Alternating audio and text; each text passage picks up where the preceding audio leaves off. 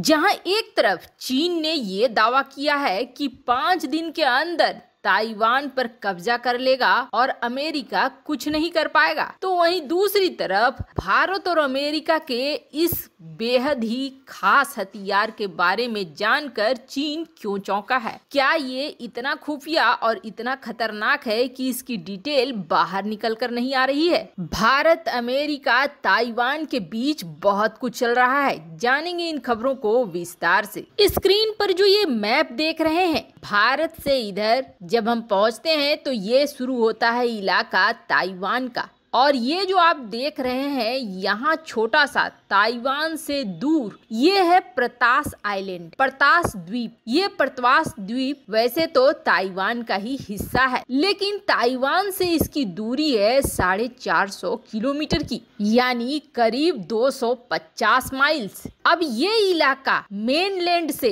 Taiwan की मुख्य भूमि से काफी दूर है, और काफी दूर होने की वजह से यहाँ पे बहुत ज्यादा सुरक्षा नहीं है। ताइवान ने जिस तरीके से अपने मेनलैंड को सुरक्षित किया है, उस तरीके से प्रतास द्वीप को नहीं कर पाया है। प्रतास द्वीप, ये प्रतास आइलैंड बहुत ज्यादा फेमस हुआ था तब जब ब्रिटेन की एक जहाज बुरी तरीके से 1861 में दुर्घटनाग्रस्त हो गई थी। तब इसी द्वीप के सहारे उन लोगों को बचाया गया था, उन्हें यहाँ रखा गया था, जिसके बाद ये कहा जाने लगा यूके के द्वारा कि चलो हम मिलकर इस द्वीप को और भी ज्यादा विकसित करते हैं। हालांकि धीरे धीरे चीजें बदलती चली गई, अब बहुत कुछ विकसित हो गया, और विकसित होने के बाद ये ताइवान का हिस्सा हो गया। जब चीन की मुख्य भूमि से चीन के उस वक्त के जो शासक थे वो भाग कर आए ताइवान की द्वीप पर, तो यहाँ पर उन्होंने अपना राज्य बनाना शुरू कर दिया और ये ताइवान आइलैंड का हिस्सा बन गया।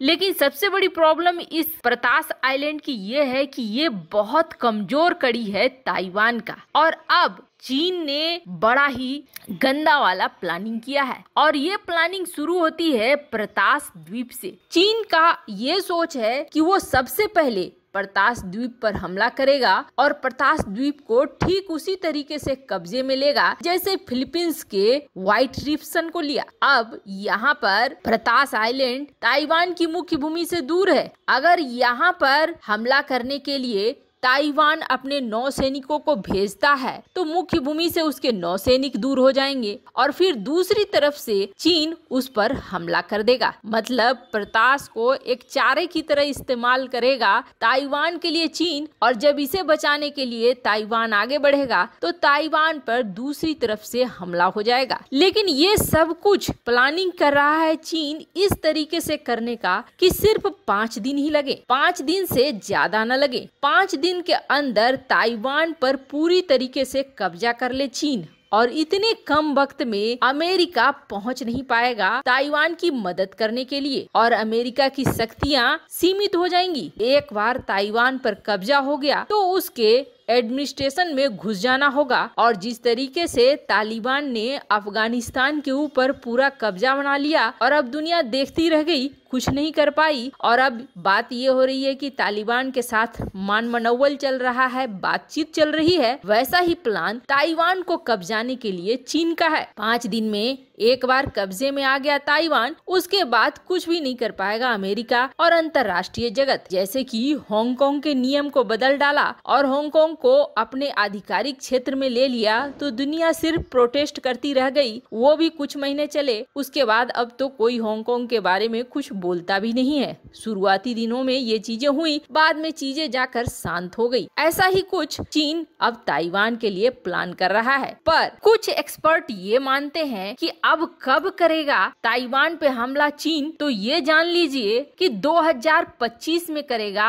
अभी नहीं करेगा। अब ऐसा क्यों? 2025 में ऐसी क्या खासियत हो जाएगी? चीन में तो जिस तरीके से खुद को बता रहा है चीन इतनी ताकत है कि अभी ताइवान पर कब्जा कर ले, पर कहा यह जा रहा है कि दरअसल 2024 के आसपास जो अभी राष्ट्रपति हैं साई वेंग, इनका कार्यकाल हो जाएगा खत्म और उस समय चलेगा चुनाव। चुनाव चलने का मतलब हो गया घर की स्थिति पहले से रहेगी खराब। पहले तो चीन ये कोशिश करेगा कि साई वेंग की जगह कोई ऐसा राष्ट्रपति बने जो चीन का विरोधी न हो, जैसे कि हांगकांग में हुआ था। हांगकांग कब्जाने के लिए पूरी रणनीति चीन ने बनाई थी और उसी रणनीति के आधार पर काम करा था। तो चीन ये सोच रहा है कि साई वेंग की जगह किसी अपने को गद्दी पे बैठाए, और अगर ऐसा नहीं भी होता है तो भी चुनाव की वजह से देश खुद ही अंदर व्यस्त रहेगा। ऐसे में बाहरी आक्रमण के लिए पूरा फोकस कर पाना चुनाव के बीच में मुश्किल होगा। दोनों ही कारणों से अब चीन ये तय कर रहा है कि ताइवान पर जल्द हमला होगा। लेकिन अब प्रश्न ये उठता है कि क्या ताइवान पर हमला होगा तो अमेरिका मदद करने आएगा, और जब ऐसी रिपोर्टें निकल कर आ रही हैं तो अमेरिका की क्या प्लानिंग है। तो वैसे आपको बता दें, हिंद महासागर के इस पूरे क्षेत्र में अब जो भी ताइवान के सहयोगी हैं वो एक्टिव हो गए हैं। ताइवान के सहयोगी ताइवान के लिए ही नहीं, खुद के लिए भी एक्टिव हुए हैं। हिंद महासागर के क्षेत्र में लगातार पेट्रोलिंग चल रही है। तो वहीं यहाँ से कुछ ही दूरी पर है जापान का वो बेस जिसे ऑपरेट करता है अमेरिका, और अमेरिका की 7th फ्लीट यहाँ पर हमेशा तैनात रहती है। ऐसे में अगर अमेरिका सचमुच ताइवान की मदद करना चाहेगा तो वो एक दिन में ही मदद करने लगेगा। 5 दिन तो बहुत बड़ी बात है। अमेरिका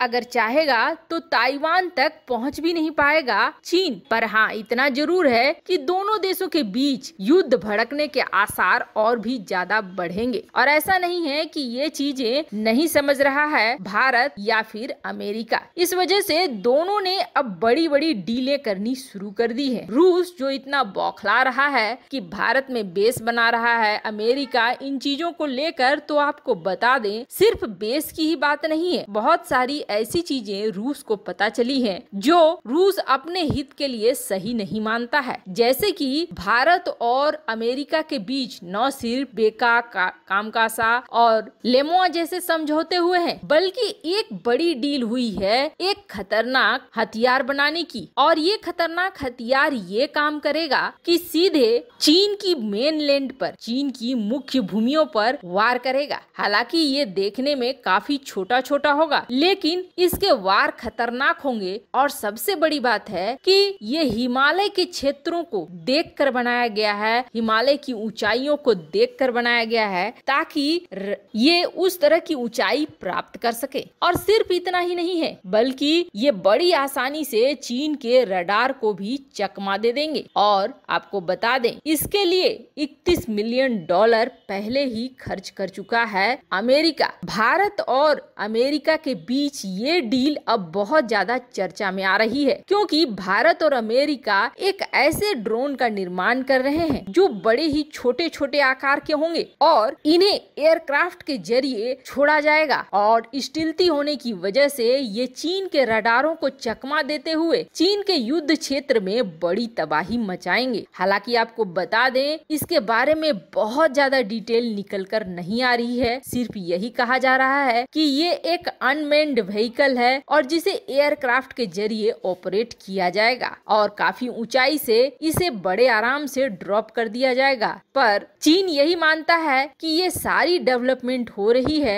वो चीन के खिलाफ ही हो रही है, चीन के खिलाफ एक बड़ी साजिश के तहत हो रही है। वैसे आपको क्या लगता है, क्या चीन का मंसूबा 5 दिन के अंदर ताइवान पर कैप्चर करना सफल हो पाएगा? कमेंट कर अपनी राय जरूर बताएं। जल्द मिलते हैं अगले वीडियो में नई खबर के साथ।